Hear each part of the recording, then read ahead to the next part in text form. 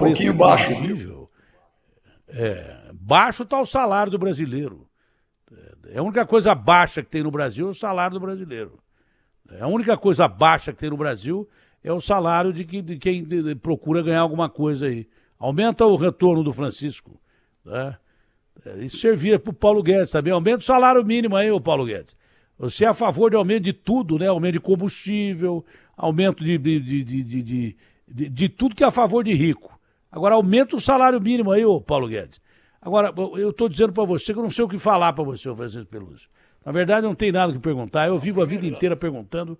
Eu já estou com o saco cheio de perguntar, porque não tem mais nada para perguntar. A única coisa que eu digo é o seguinte: como é possível um aumento de 25% do óleo e continuar a empresa de transporte carregando coisa para lá e para cá? Perguntar de uma maneira bem simples. Isso está inviabilizando o transporte de cargas. O transporte de cargas está inviável. E é o único meio que nós temos. Não adianta falar em que vai fazer ferrovia. Ferrovia você não faz da noite para o dia. Nós não temos ferrovia no Brasil. O único jeito de transportar carga no Brasil é caminhão. Eu não sei como é que vai transportar. Já não sei como é que transporta carga no Brasil com um aumento de 25% em cima do óleo, que é uma barbaridade. Não adianta falar que o óleo é mais barato aqui do que na Europa, como falou o presidente. O poder de compra do brasileiro é uma piada. E a mesma coisa é o dinheiro que o empresário ganha. Você entendeu? Não dá para comparar, porque comparado ao dólar e ao euro, a nossa moeda é neném, é fraquinha. Eu não sei se as empresas vão conseguir continuar transportando qualquer coisa com esse aumento, que não deve parar por aí, né? Porque a fome que a Petrobras tem para aumentar preço não está no gibi. Agora, pelo menos, para não aumentar custo, não é só de comida, não, mas de tudo, de cargas, devia ser preservado e não é. Bom dia, Francisco. Bom dia, Datena, bom dia aos seus ouvintes. É uma grande alegria retornar a falar com os ouvintes da Bandeirantes, uma vez que eu tive 6 anos como presidente do Sindicato de São Paulo, CETCESP, e eu falava aí o Minuto do Transporte 2 vezes por dia, durante 6 anos, falando com vocês aí. Mas o senhor pode ficar tranquilo que nós vamos continuar transportando, sim, mas claro que vamos ter que repassar os 25%, que chega a quase R$ 1 por litro de diesel a mais, né? Mas nós vamos continuar transportando, e nós transportamos hoje de caminhão quase que 70% de tudo que se produz nesse país. E os nossos embarcadores, fornecedores do transporte, vão ter que aceitar e vão ter que respeitar o pedido que nós soltamos ontem à noite, aí, falando sobre esse aumento, e que eles devem acatar e já repassar para as empresas, porque não tem como sobreviver se não tiver o repasse desse aumento. Nós já temos quase 50% do ano passado de aumento no diesel. Esse ano nós fizemos o CONET em fevereiro, a nossa área técnica chegou a 18,58% de aumento na carga fracionada e 27,65% na carga seca. Hoje nós estamos com quase mais 9% de aumento. Então, já está aí com quase 35% em média de aumento desse ano. Então, não tem como não repassar, viu, Datena? Infelizmente, os usuários do transporte vão ter que aceitar o repasse, porque senão não tem como rodar nesse país, não. Há risco, num primeiro momento, de desemprego na categoria? Meio baixo, viu, ainda. Tem risco, aumenta o retorno do Francisco lá, cara. Aumenta lá o retorno, senão não tem jeito. Aí, agora deu. Agora tá bom. Pronto, aumentou. Tá pedindo para aumentar? Caramba, pô. Tá bom. O negócio é o seguinte, não vamos falar em aumento aqui, não. Já está aumentando tudo, que os caras podem entender errado.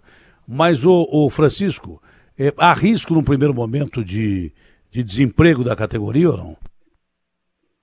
Eu acredito que não, porque vai ser repassado, infelizmente, nós não temos, isso é custo, né? É custo direto, o transporte de cargas tem um custo de 35% do faturamento de 100%, 35% é o custo só do diesel.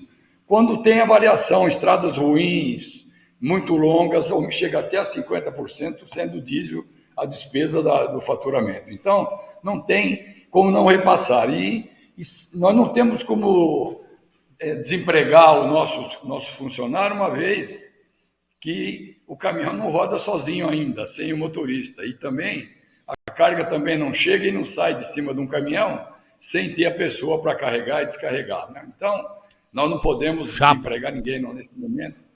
Tá ok?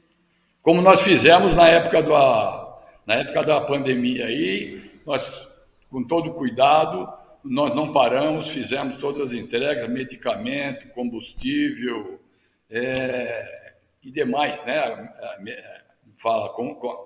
O supermercado, tudo abastecido nesses 2 anos, sem problema nenhum. É claro que com todo cuidado e custando até muito mais caro para a gente também com essa pandemia.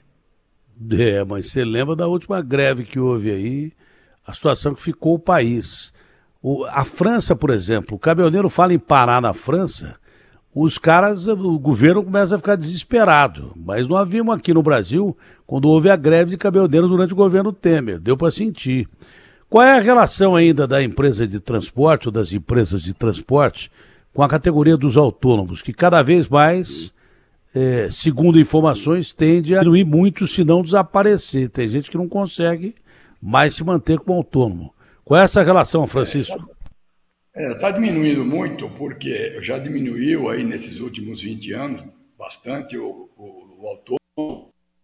Você vê um caminhão, um cavalo aí que custava 500 mil há 1 ano e meio atrás, está custando 800 mil reais. E a frota do autônomo hoje, ela está aí com média de 10 anos para cima. E aí o custo do próprio diesel é muito mais, porque o caminhão já é bem mais antigo e tal, tem muito mais custo. E a gente já tem lutado aí para fazer uma renovação de frota pelo governo, tanto as empresas de transporte como os autônomos, né?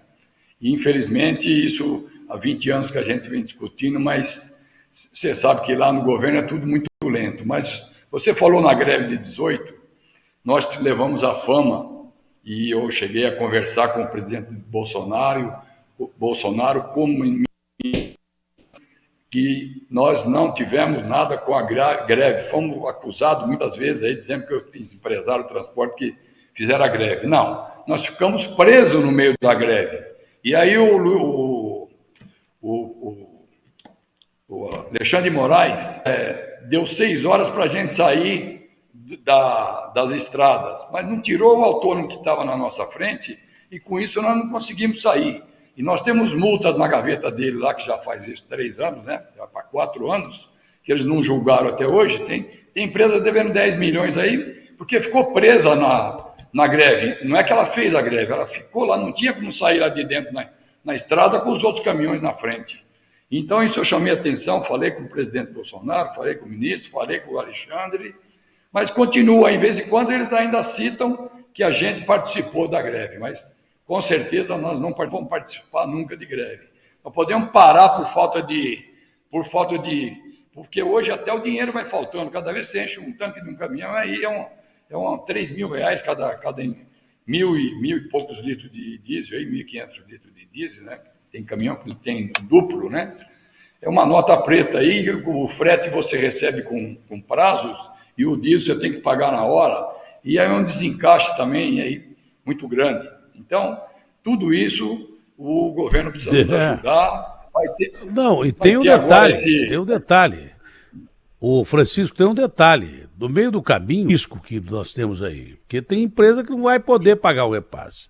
Vai quebrar. Não tem... E aí eu não sei como é que nós vamos ficar. Porque eu já acho que risco que nós temos aí. Porque tem empresa que não vai poder pagar o repasse. Vai quebrar. Não tem... E aí eu não sei como é que nós vamos ficar. Porque eu já acho que já tem muita empresa que devia ser partícipe aí do transporte coletivo, que devia utilizar o transporte coletivo, empresas boas que quebraram no meio do caminho simplesmente pelo operacional, é aquilo que você falou. Daqui a pouco vocês não vão ter dinheiro para botar, porque não vai ter mesmo, porque quem paga o combustível é quem contrata o frete. Se essas empresas quebrarem, como é que vai ficar? E tem muita empresa boa que já quebrou. Tem muita empresa, porque ao que me parece, no meio, não é? O cara que é mal pagador, esse é eliminado normalmente. Só que existem boas empresas que o cara não paga porque ele não tem dinheiro mesmo. Tanto que as próprias empresas de transporte de carga devem estar sendo mais flexíveis em receber dessas boas empresas, porque o cara só não paga porque não tem pagador, esse sai fora do mercado rapidamente, que ó, esse cara aqui ele é vigarista, não paga. Mas muita gente boa já quebrou e tem muita gente boa em vias de quebrar, esse é o medo. E aí não precisa nem de greve, porque se não tem quem bote aí a mercadoria para transportar, como é que vai ficar a situação do mercado? E olha que nós não estamos longe disso não, hein? Não estamos longe disso não, hein, Francisco? Datena, só para registrar, a entidade que eu presido hoje, NTC Logística, completou 58 anos agora, dia 17 de setembro. Quando o presidente que fundou a NTC, Orlando Monteiro, teve uma Inter Brasil, uma das maiores empresas que o Brasil já teve, foi criado com 70 empresas. Das 70 empresas que fundaram a NTC, eu vi essa semana, desses 58 anos, tem uma funcionando e 4 que foram vendidas para internacional. O restante fechou, e tudo empresas grandes, não era empresinha não, foram empresas grandes. Então, só como a título de informação, né? E isso vem acontecendo aí quase que semanalmente, anualmente aí, e realmente uma hora o cara fica respeitando o cliente dele e vai trabalhando e vai encurtando o que sobra, daqui a pouco não sobra nada. A Justiça Trabalhista melhorou muito com aquela reforma.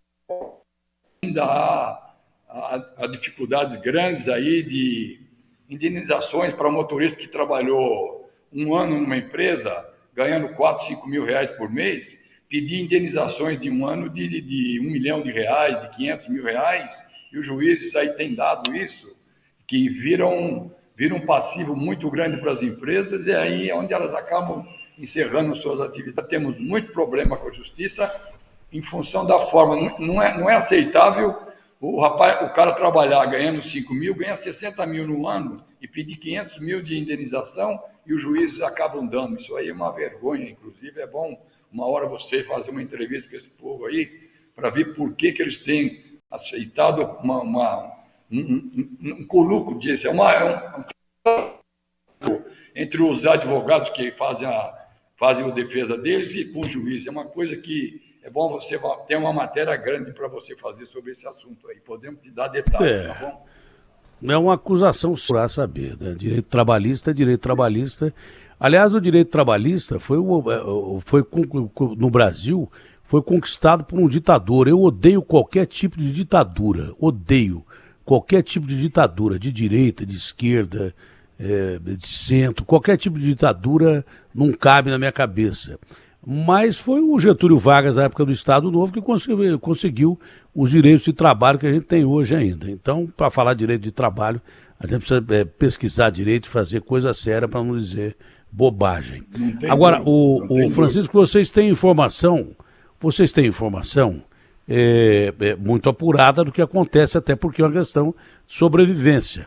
Os caminhoneiros estão perto de entrar numa greve por causa desse aumento ou não? Que é que você sente?